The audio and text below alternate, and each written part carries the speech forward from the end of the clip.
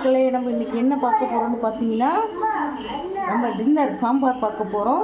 அதுக்கு தேவையான பொருள் தான் வச்சுருக்கேன். இட்லி சாம்பார் தான் பார்க்க போகிறோம். இங்கே பாருங்கள், இதுதான் அளவு. இது 100 கிராம். இது 100 கிராம் பருப்பு எடுத்துருக்கேன்.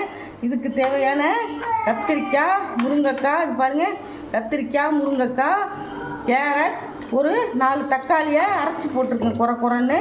இப்போது 1/2 டீஸ்பூன் மஞ்சள்தூள். இப்போ பாருங்கள், நான் சாம்பார் பொடி இட்லி சாம்பாருக்கு, நம்ம சாப்பாட்டுக்கு எல்லாத்துலேயுமே வைக்கிற சாம்பார் பொடி நான் வறுத்து அரைச்சி வச்சுருக்கேன். அதில் 2 ஸ்பூன் போடுறோம், 2 டேபிள் ஸ்பூன் போடுறோம். போட்டேன், கலக்கிக்கலாம். இப்போ பாருங்கள், இதால் 2 ரோட்டா, இதால் 2 ரோட்டா தண்ணி ஊற்றி இப்போ குக்கரில் வைக்க போகிறேன். அடுப்பில் குக்கர் மூடி விசில் போட்டுட்டேன். ஒரு 6 விசில் வரணும். அப்போ தான் நல்லா காய்கறிலாம் குழைய இருக்கும். அடுப்பெல்லாம் பார்க்கலாம். சாம்பார் ரெடி ஆகிடுச்சு. இது புளி ஊற்றக்கூடாது, தக்காளி தான். சாம்பார் புளி போட்டுதான் சூப்பராக இருக்கும். இப்போது 1 ஸ்பூன் கடுகு, ஒரு காஞ்ச மிளகாய், ஒரு கொத்து கருவேப்பிலை, 2 வெங்காயம் நான் ஒன்று அரைச்சி வச்சுட்டேன்.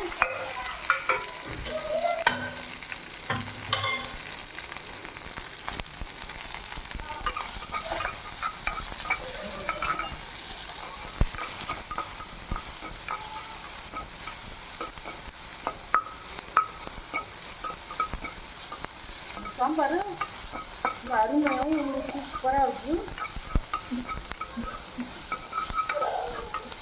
வெங்காயத்தை அப்படி நம்ம தாளித்து போடும்போது நல்லா வாசனையாக இன்னும் டேஸ்ட்டாக இருக்கும்.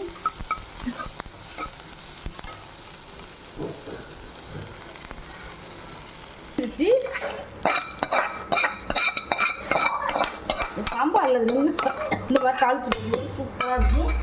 இப்போது பாருங்கள், 1 ஸ்பூன் வெல்லம் போட்டுக்குவோம்.